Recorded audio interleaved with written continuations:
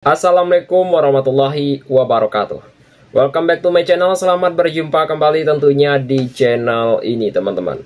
Dari beberapa video cuplikan di depan juga tentunya, dan sekarang kita akan beralih informasi atau beralih tema tentang informasi berita olahraga untuk hari ini. Bagi teman-teman semuanya yang baru bergabung tentunya di channel ini, silakan tinggalkan jejak dengan cara berkomentar di video ini jika pembahasan ini menarik teman-teman.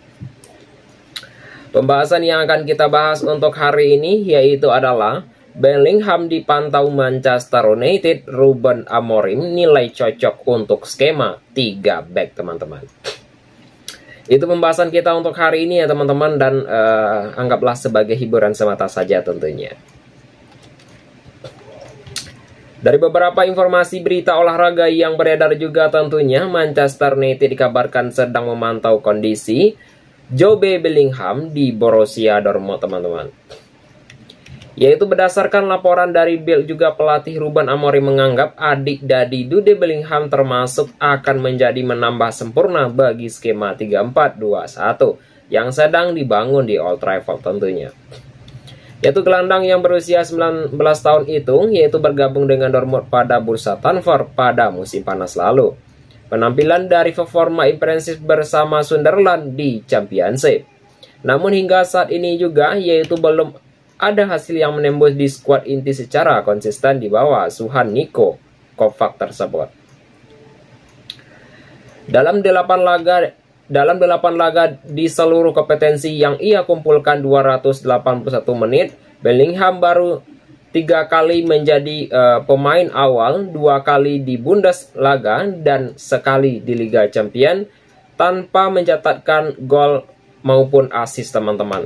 Dan situasi tersebut membuat masa depan di Dortmund mulai dipertanyakan meskipun ia baru untuk menandatangani kontrak yang berdurasi 5 tahun beberapa bulan silam teman-teman. Kritik untuk Jobe Bellingham dan ketertarikan dari Premier League tentunya. Dan performa Bellingham pun menjadi sorotan legenda Jerman yaitu Dietmar Hamann. Ia menilai gelandang muda tersebut belum mampu untuk memperlihatkan kualitas seperti kakaknya Jude Bellingham. Yaitu salah satu kekhawatiran yang tampaknya Jobe Bellingham juga muda, mahal, dan sejauh ini belum setengah sebagus Jude juga, dan tidak akan mudah baginya, ujar Hamann tentunya.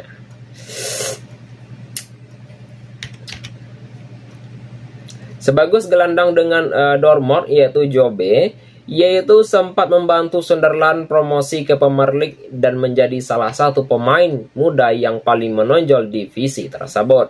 Dortmund untuk merogoh kocek 33 juta euro untuk membawanya ke Bundesliga dengan harapan ia bisa bangkit menginjak jejak sang kakak. Yaitu namun kesempatan bermain yang sangat terbatas juga dan ekspektasi yang terlalu tinggi membuat Jobe kesulitan berkembang. Kondisi inilah yang kemudian menarik perhatian Manchester United yang siap memberikan ruang lepas bagi pemain muda yang berpotensi. Amorim butuh gelandang baru, please jadi persaingan. Manchester United juga disebut sedang mencari pengganti jangka panjang bagi Casemiro yang sudah dimasuki usia senja.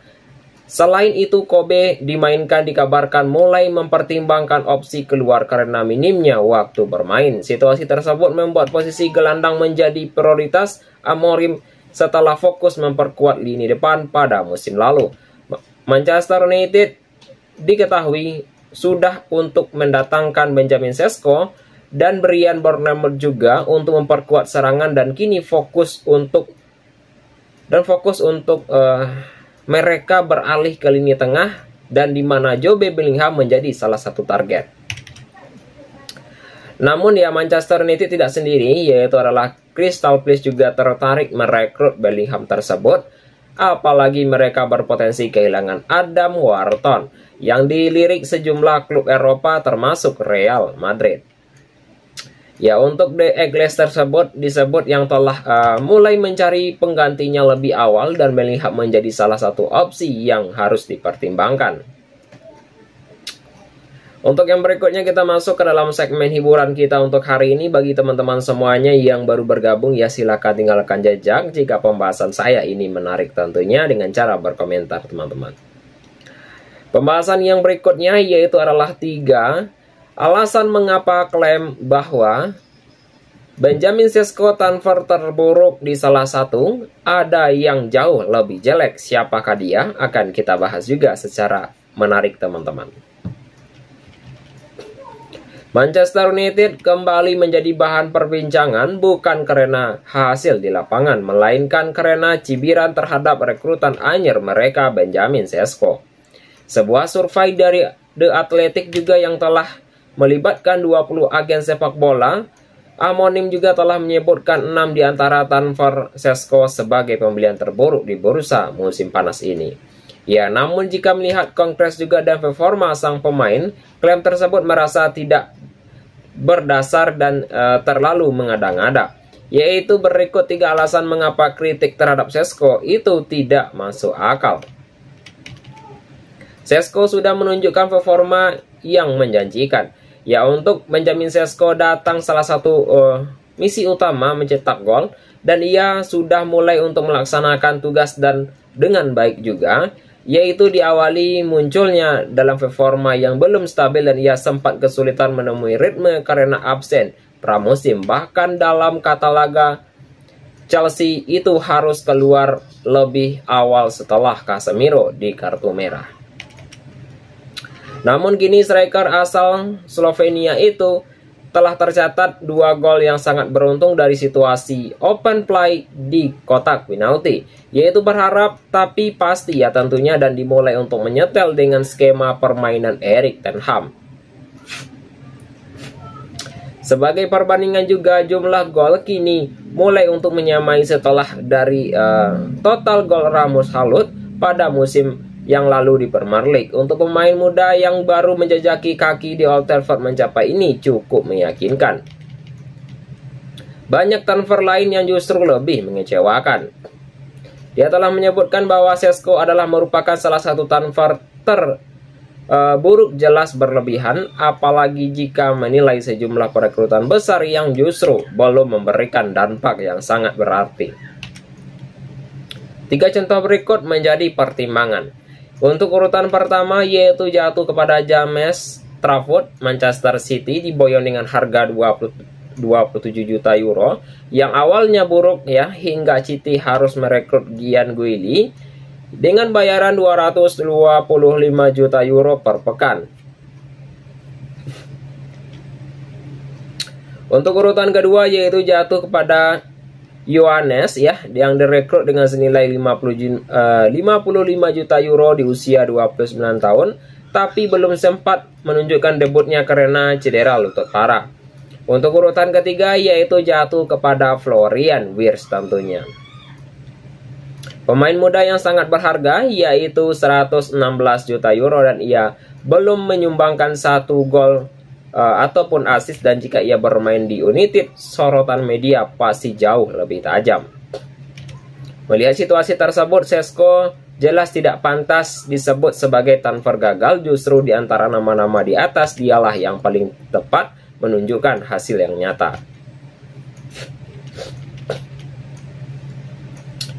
Nilai transfer Sesko masih terbilang wajar teman-teman ya. Dari sisi bisnis juga, pembelian Sesko tergolong langkah yang sangat cerdas dan Manchester United telah mengeluarkan 66 juta untuk pemain yang berusia 22 tahun teman-teman. Dan investasi dalam jangka panjang yang realistis di pasar sepak bola modern juga, dan faktanya Newcastle sempat menawarkan harga lebih sebelum Sesko memutuskan bergabung di Old Trafford. Artinya juga Manchester United justru mendapatkan sebuah kesempatan yang lebih efisien dibanding para pesaingnya. Jika performa Sesko terus meningkatkan dan ia mampu menjadi penyerang utama dan beberapa tahun ke depan, transfer ini bisa berubah menjadi salah satu langkah terbaik yang pernah dilakukan Manchester United dalam era terbaru mereka. Untuk yang berikutnya dalam segmen hiburan kita untuk hari ini teman-teman ya. Bagi teman-teman semuanya yang baru bergabung, silahkan tinggalkan jejak dengan cara berkomentar di video ini tentunya. Pembahasan yang berikutnya yaitu adalah Benjamin Sesko mulai menjawab tantangan di Manchester United, bakal sukses kembali marwah nomor punggung 9. Menjadi ujung tombak juga tentunya yaitu di klub sebesar Manchester United ya, bukanlah memperkerjakan ringan ya, namun perlahan tapi pasti Benjamin Sesko mulai menunjukkan bahwa dirinya pantas menyandang nomor punggung 9 sejarah di Old Trafford. Pemain muda asal Slovenia tersebut dia datang ke Inggris dengan reputasi yang sangat besar dengan harga tertinggi dan kombinasi yang otomatis membawa tekanan yang sangat luar biasa. Selain itu, kehadiran Sesko juga disebut ya turut mengagalkan rencana utama mendatangkan gelandang anyar pada musim lalu, keputusan yang sempat menimbulkan perdebatan di internal klub. Dan pandangan untuk Sesko juga ya, meskipun ia berada di bawah sorotan tajam dan jurnalis Stanford, ya tentunya justru melihat sisi positif dari performa sang penyerang. Menurut saya juga Sesko menunjukkan kualitas yang tidak dimiliki banyak pemain di level elit tersebut. Dan untuk menjadi striker utama di Manchester United bukanlah peran yang bisa diemban sembarangan, yaitu tekanan yang sangat luar biasa, tapi Sesko terlihat ya tentunya sangat matang dan untuk menghadapinya, ujar dari podcast ya tentunya dari informasi tersebut, dan ia telah mencetak gol, tapi ia lebih banyak mengesankan adalah merupakan sebuah kemampuan pemimpin di lini depan, kualitas yang sangat langka lanjutnya. Awal yang lambat, hasil yang sangat menjanjikan ya.